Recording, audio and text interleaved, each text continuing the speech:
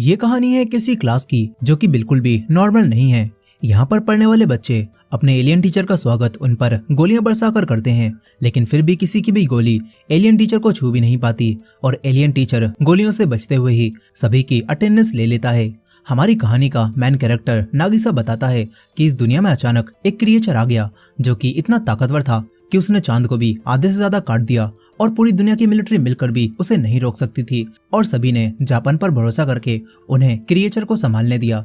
इसके बाद हम जापान के सबसे मशहूर जूनियर हाई स्कूल को देखते हैं। यहाँ पर थर्ड ईयर के स्टूडेंट्स में एक क्लास ई होती है जिसे सबसे बेकार क्लास समझा जाता है क्योंकि उसमें पढ़ने वाले बच्चे हर चीज में पीछे थे और इसीलिए उन्हें स्कूल की मेन बिल्डिंग से दूर रखा जाता है और बेकार सी क्लास दी जाती है। मगर यहाँ आकर सबको पता चलता है कि उनके नए टीचर कोई इंसान नहीं बल्कि एक क्रिएचर हैं। वो एलियन बताता है कि मैंने ही तुम्हारे चांद का एक हिस्सा तबाह कर दिया है और अब मैं अगले साल मार्च में तुम्हारी इस दुनिया को भी तबाह कर दूंगा, लेकिन तब तक के लिए मैं तुम्हारा टीचर बनकर रहने वाला हूँ। इसके बाद एक आदमी कारासुमा यहाँ पर आता है और बताता है कि मैं मिनिस्ट्री ऑफ डिफेंस से हूँ और मैं चाहता हूँ कि तुम लोग इस क्रिएचर को जान से मार दो। एक लड़की कहती है कि ये क्या बकवास कर रहे हो, सही से बताओ यहाँ पर क्या चल रहा है। फिर कुरासामा बताता है कि ये क्रिएचर सच बोल रहा है, अगले साल मार्च में ये हमारी दुनिया को भी खत्म कर देगा और ये जानकारी बहुत सीक्रेट है और सिर्फ वर्ल्ड के लीडर्स और अब तुम ये बात जानते हो। इसीलिए अब मैं चाहता हूँ कि तुम हमारा साथ दो और पढ़ाई के साथ साथ इस क्रिएचर को जान से मार दो। फिर कुरासामा एक गन और चाकू निकाल कर दिखाता है कि इस क्रिएचर की स्पीड बहुत तेज है, इसीलिए तुम इसे आसानी से नहीं मार पाओगे। यहीं पर वो क्रिएचर भी बताता है कि तुम्हारी दुनिया को खत्म करना तो बहुत आसान था, इसीलिए मैंने इसे थोड़ा मजेदार बनाने के लिए गवर्नमेंट से एक डील की है कि अगर मुझे इस स्कूल की ई क्लास का टीचर बना दिया जाए तो मैं बच्चों के हाथों मरने के लिए तैयार हूँ।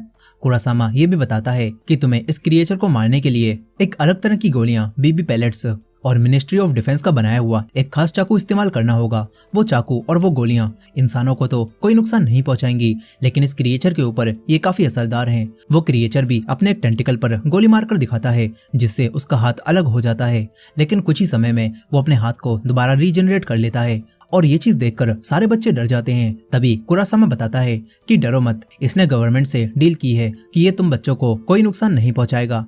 फिर कुरासामा कहता है कि अब तुम बच्चों के पास अमीर होने का भी एक मौका है, क्योंकि अगर तुमने साल पूरा होने से पहले इस क्रिएचर को मार दिया तो तुम्हें 10 बिलियन येन मिलेंगे। कहानी अब वापस प्रेजेंट में आती है। ये लोग मिलकर अपने टीचर पर गोलियां बरसा रहे थे, लेकिन उसकी स्पीड के आगे इनकी गोलियां किसी भी काम की नहीं थीं।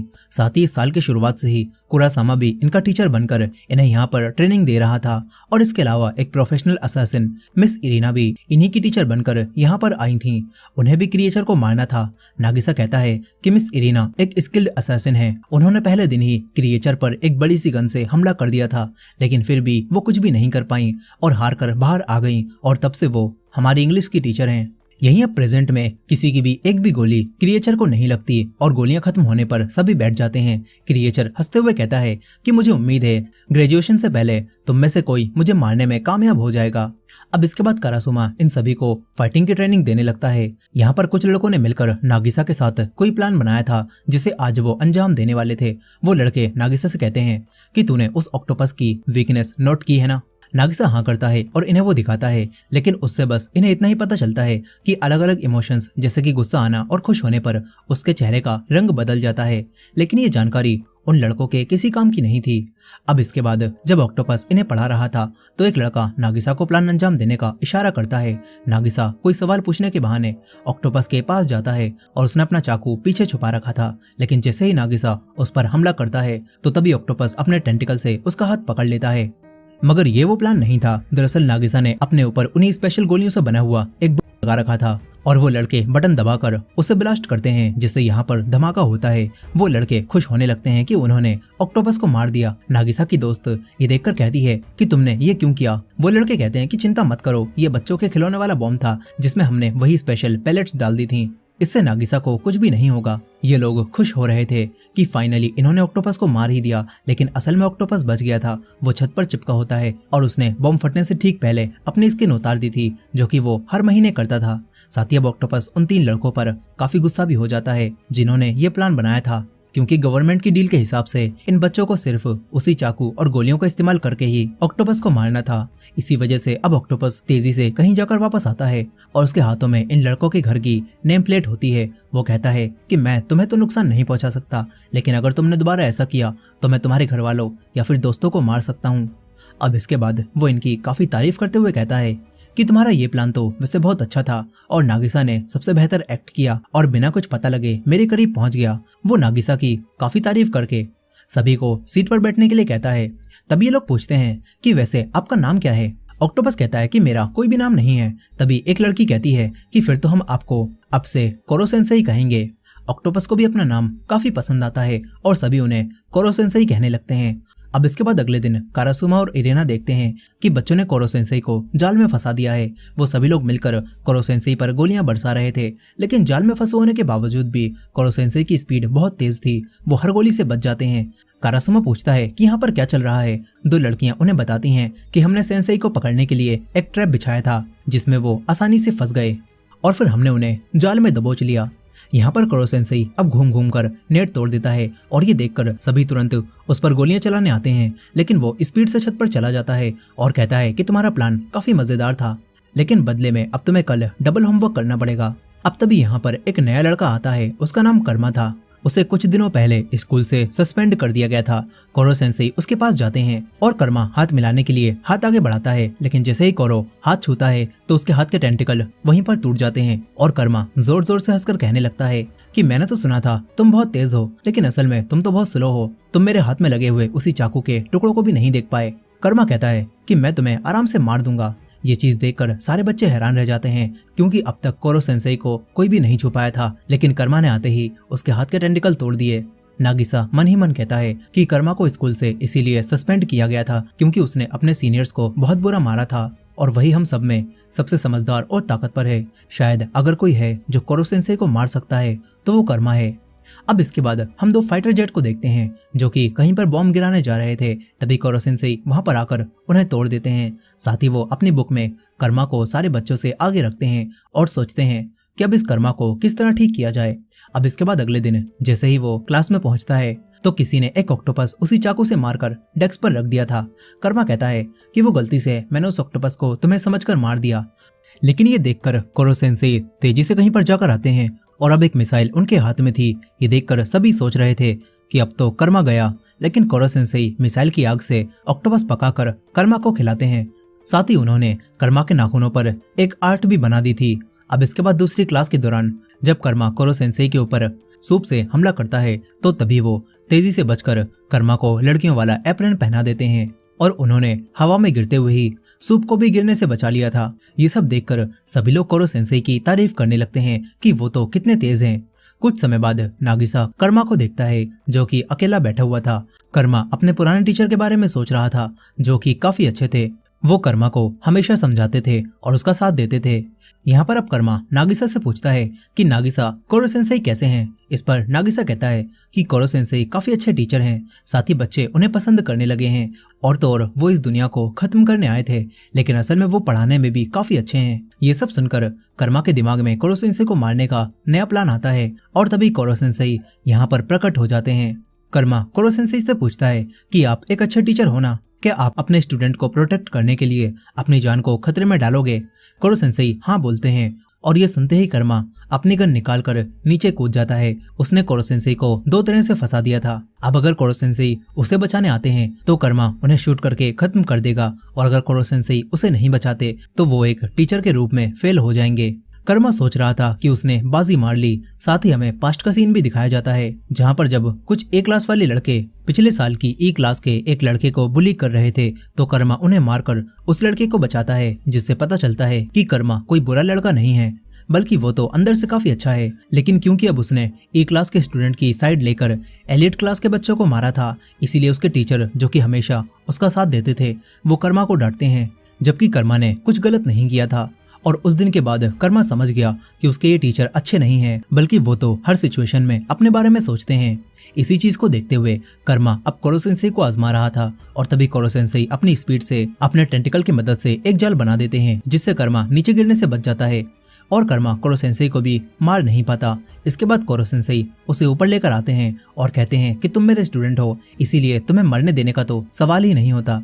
ये सब देखकर अब कर्मा भी हार मान लेता है और कहता है कि इन्हें किसी भी तरह से नहीं मारा जा सकता। ये बोलकर वो जाने लगता है, लेकिन जाते हुए वो कोरो सेंसेई से कहता है कि एक दिन मैं आपको जरूर मारूंगा।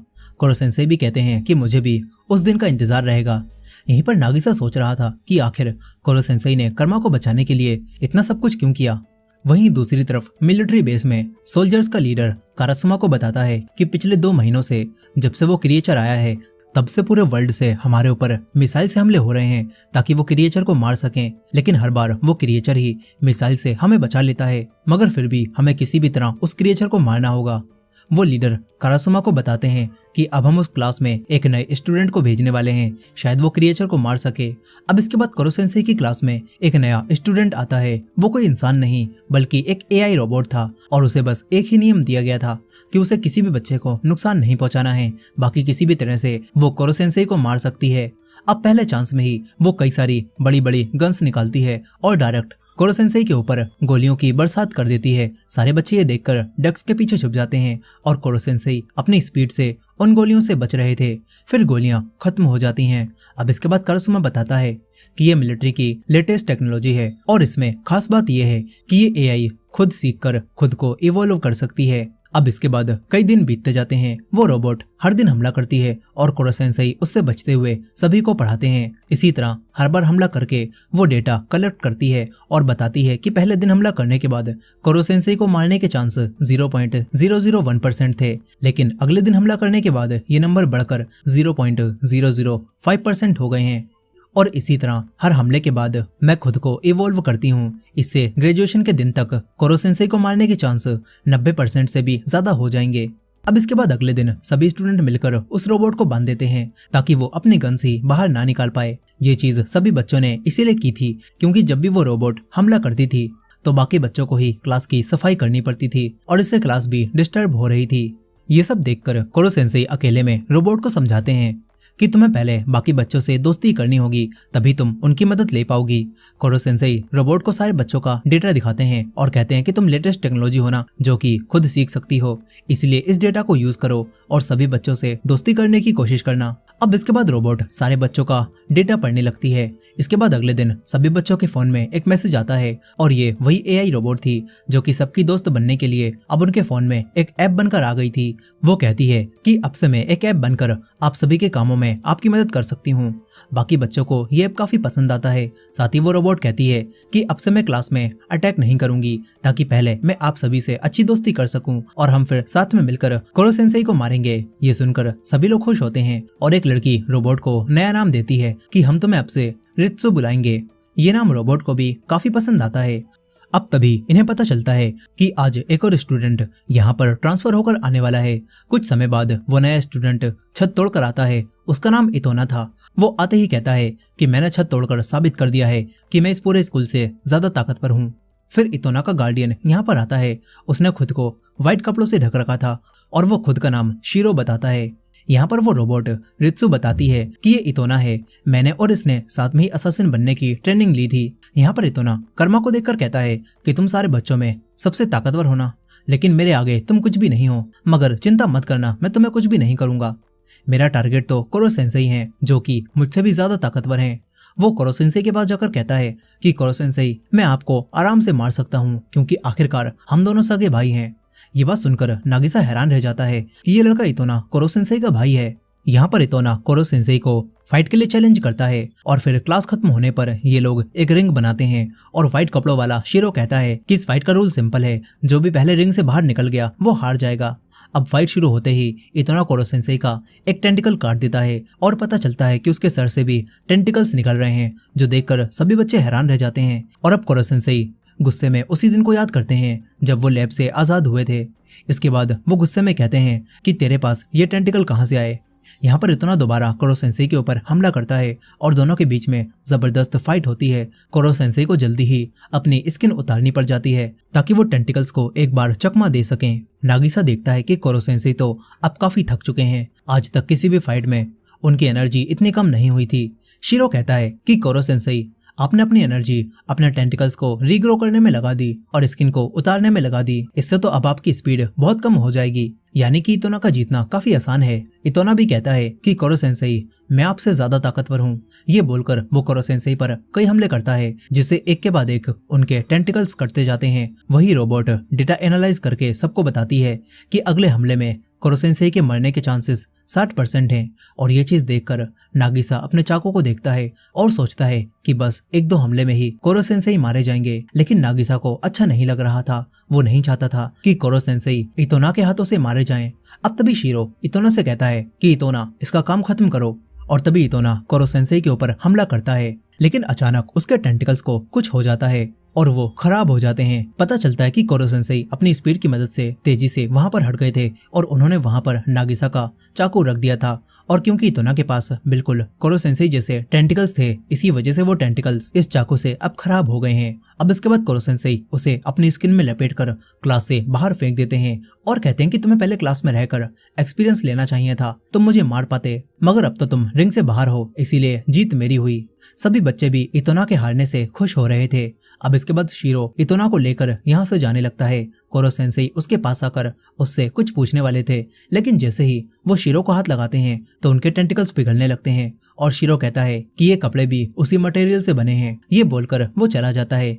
अब तभी एक लैब का सीन दिखाया जाता है जहाँ पर आग लग रही थी और एक लेडी बेहोश थी और ऐसा लग रहा था यहाँ पर कोई क्रिएचर आजाद हुआ है।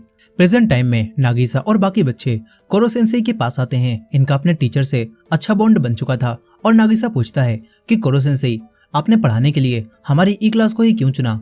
इस पर कोरो सेंसेई कहते हैं कि मैंने किसी से वादा किया था और उसे पूरा करने के लिए ही मैं तुम्हें पढ़ाने आया हूँ। कोरो सेंसेई ये बात नहीं बताते कि वो वादा क्या था और किससे किया गया था, और वो कहते हैं कि क्यों ना हम लोग इस वीकेंड स्कूल में ही रहें और साथ में पढ़ाई करें। कर्मा भी सारी बातें सुन रहा था। वो कहता है कि इस तरह तो आपको मारने के चांसेस भी बढ़ जाएंगे और हम कभी भी आप पर अटैक कर पाएंगे। कोरो सेंसेई कहते हैं कि हाँ, ये एक असैसिन कैंप होगा जिसमें तुम मुझे मारने की कोशिश कर सकते हो। अब इसके बाद असैसिन कैंप शुरू हो जाता है। कोरो सेंसेई अपनी स्पीड से हर एक बच्चे को अलग अलग सब्जेक्ट पढ़ा रहे थे और उनकी स्पीड अब भी काफी तेज थी। नागिसा कोरो सेंसेई से जुड़ी छोटी छोटी बातें भी नोट कर रहा था ताकि किसी दिन ये चीजें कोरो सेंसेई को मारने में काम आ सकें। इसी कैंप की मदद से कारासुमा सारे बच्चों को अच्छे से ऑब्जर्व करता है और उसे पता चलता है कि किस बच्चे में कौन सा टैलेंट है। कोई शूटिंग में माहिर था तो किसी को चाकू चलाना आता था, लेकिन नागिसा बाकी सभी से बिल्कुल अलग था, उसमें कुछ खास था।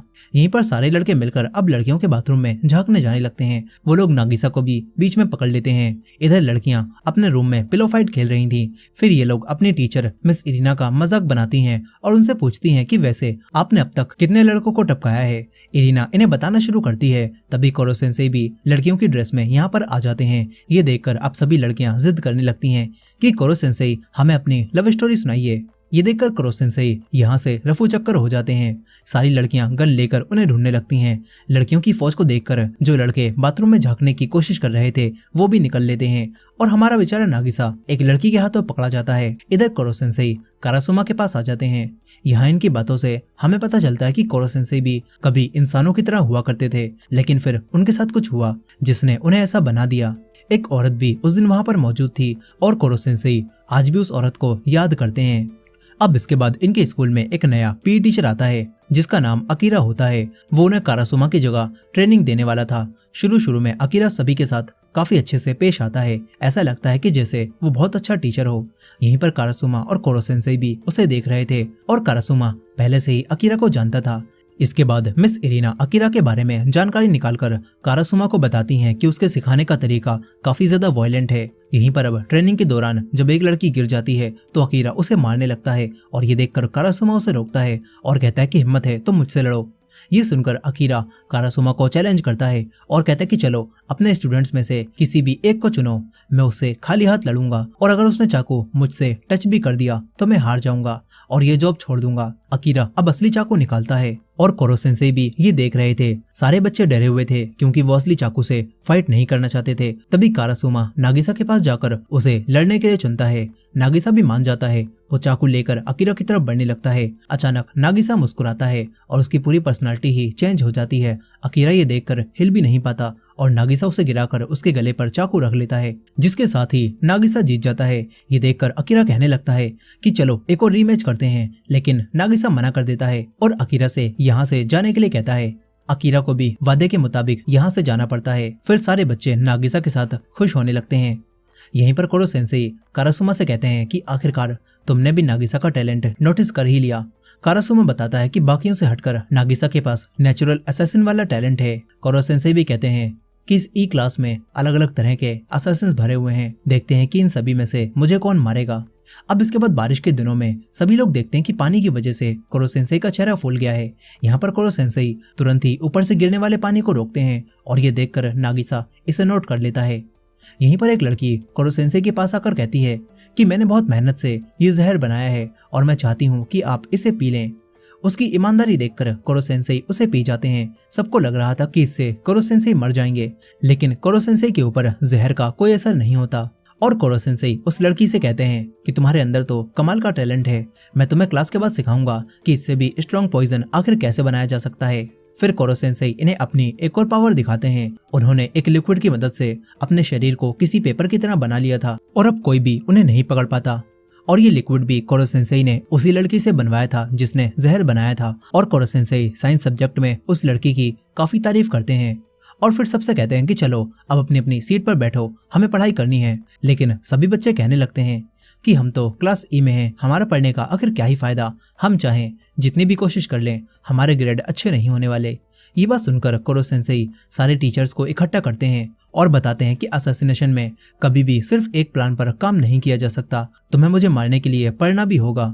इसके बाद वो पावर का जलवा दिखाते हुए एक स्पेस से सैटेलाइट को बैकयार्ड में लाते हैं और फिर सभी को बताते हैं कि मैं एक सुपर बीइंग क्रिएचर हूँ, अगर तुम्हें मुझे मारना है तो एक के साथ साथ तुम्हें सेकंड प्लान पर भी काम करना पड़ेगा और साथ ही तुम्हें पढ़ाई में भी अच्छा होना होगा, क्योंकि एक असैसिन को हर एक चीज में माहिर होना पड़ता है। अब इसके बाद कोरो सेंसेई सभी बच्चों को एक लकी चांस देते हैं और कहते हैं कि इस साल मिड टर्म्स के एग्जाम में जो भी बच्चे एक सब्जेक्ट में टॉप स्कोर लाएंगे तो उन्हें मेरा एक टेंटिकल काटने का मौका मिलेगा। कोरो सेंसेई बताते हैं कि जब मेरा एक टेंटिकल काटा जाता है तो इससे मेरी स्पीड स्लो हो जाती है और मुझे काफी एनर्जी लगाकर उसे रीग्रो करना पड़ता है। इसका मतलब है जब तुम मेरा टेंटिकल काट दोगे तो मुझे मारने के चांसेस भी बढ़ जाएंगे। ये बात सुनकर सभी बच्चे खुश हो जाते हैं और फिर अच्छे से पढ़ाई करने लगते हैं। और तो और जब एक लड़की को इंग्लिश सब्जेक्ट में परेशानी आती है तो कोरो सेंसेई उसे उड़ाकर डायरेक्ट यूएस ले जाने लगते हैं ताकि वहां से वो लड़की आराम से इंग्लिश समझ सके। इसी तरह कोरो सेंसेई हर एक बच्चे के साथ कई जगहों पर जाकर पूरी की पूरी एक एल्बम बना लेते हैं। और फिर कुछ समय बाद मिड टर्म्स एग्जाम का रिजल्ट आ जाता है। 5 बच्चों ने अलग अलग 5 सब्जेक्ट में टॉप किया था, जिसका मतलब है इन्हें कोरो सेंसेई के 5 टेंटिकल काटने का मौका मिलेगा। अब इसके बाद ये लोग समर वेकेशंस में कोरो सेंसेई को असैसिनेट करने का दिन तय करते हैं और फिर सभी लोग उस दिन की अच्छे से तैयारी करने लगते हैं। ये लोग हर चीज को अच्छे से प्लान करते हैं और इसके साथ ही वो दिन भी करीब आने लगता है। साथ ही एक दिन फायरवर्क्स देखते हुए ये लोग बात करते हैं कि तुम लोगों को वो टीचर मिस युकीमुरा याद है? हम बिल्कुल बेकार क्लास थे, लेकिन फिर भी हमारी टीचर मिस युकीमुरा हमें हमेशा सपोर्ट करती थी। ये लोग सोचते हैं कि पता नहीं अचानक से युकीमुरा कहाँ पर चली गई। अब अगले दिन कोरो सेंसेई को असैसिनेट करने का दिन आ जाता है। ये लोग कोरो सेंसेई को चारों तरफ से बांध देते हैं और पानी और हथियारों के साथ रेडी हो जाते हैं। नागिसा की नोट की हुई जानकारी के मुताबिक इन्हें पता चल गया था कि कोरो सेंसेई पानी से कमजोर हो जाते हैं और साथ ही अब टेंटिकल्स काटने के बाद ये लोग कोरो सेंसेई को पानी से और कमजोर करेंगे, जिससे उन्हें मारना और आसान हो जाएगा। फिर इसके बाद 5 लोग गन की मदद से कोरो सेंसेई के 5 टेंटिकल काट देते हैं और इसके बाद सभी उनके ऊपर पानी डालने लगते हैं। फिर 2 बच्चे गोलियों से कोरो सेंसेई पर हमला करते हैं, मगर तभी यहाँ पर एक बड़ा धमाका होता है और जब धुआं हटता है तो कोरो सेंसेई यहाँ पर नहीं थे। इन्हें लगता है कि वो मारे गए, मगर कोरो सेंसेई ने खुद को एक छोटी सी बॉल में ट्रांसफॉर्म कर लिया था, जिससे वो अभी भी जिंदा थे। और वो बताते हैं कि ये मेरी एब्सोल्यूट डिफेंस फॉर्म है, इसमें तुम लोग मुझे किसी भी गोली या चाकू से नहीं मार सकते और ना ही मुझे पानी से कोई फर्क पड़ेगा। कोरो सेंसेई बताते हैं कि अगले 24 घंटों बाद ही अब मैं अपने असली रूप में आ पाऊंगा और तब तक के लिए ये लोग उनका कुछ नहीं बिगाड़ सकते। अब तभी अचानक से एक के बाद एक कई बच्चे बेहोश होने लगते हैं और उन्हें तेज फीवर हो जाता है। फिर इसके बाद अकीरा अपने लोगों के साथ यहाँ पर आता है और बताता है कि मैंने इन बच्चों की ड्रिंक में वायरस मिला दिया था क्योंकि मुझे नागिसा से बदला लेना है और अब इस वायरस का एंटीडोट सिर्फ मेरे पास है। वो एंटीडोट देने के बदले में नागिसा को कोरो सेंसेई के साथ उसे सौंपने के लिए कहता है और कारासुमा के पास अब कोई चारा नहीं था क्योंकि कई बच्चों की जान खतरे में थी। लेकिन तभी कोरो सेंसेई उससे कहते हैं कि तुम्हें सही में लगता है वो अपना वादा निभाएगा। ये सुनकर वो रुक जाते हैं और तभी पीछे से एक टेंटिकल आता है और कारासुमा नागिसा को बचा लेते हैं। पता चलता है कि इतोना ठीक होकर दोबारा कोरो सेंसेई को मारने यहाँ पर आ गया है। ये देखकर कर्मा तुरंत ही नागिसा और कोरो सेंसेई को लेकर यहाँ से भाग जाता है। इतोना भी इनके पीछे जाता है। यहीं पर अकीरा एंटीडोट देने से मना कर देता है और यहाँ से निकल लेता है। ये देखकर अब सभी लोग सभी बच्चों को फीवर की और दूसरी दवाइयाँ देने लगते हैं ताकि ये लोग उनकी हालत को कंट्रोल कर सकें।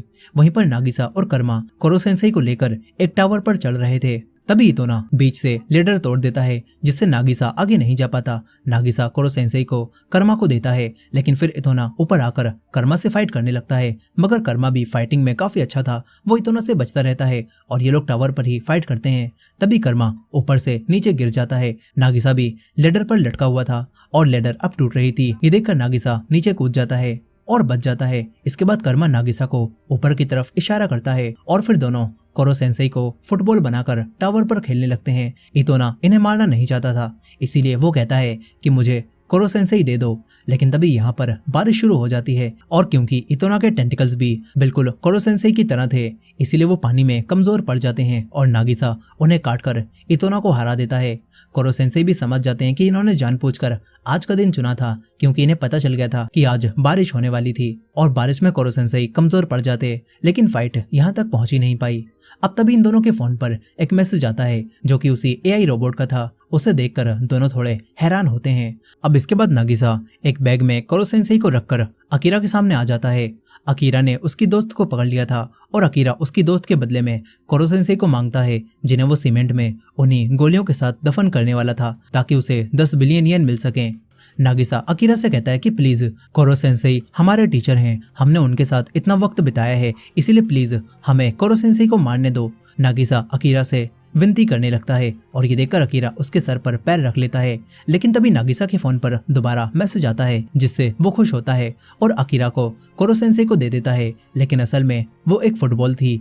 जिसके बाद सभी स्टूडेंट बाहर आते हैं और जिन्होंने वायरस वाली ड्रिंक पी थी वो भी ठीक हो चुके थे।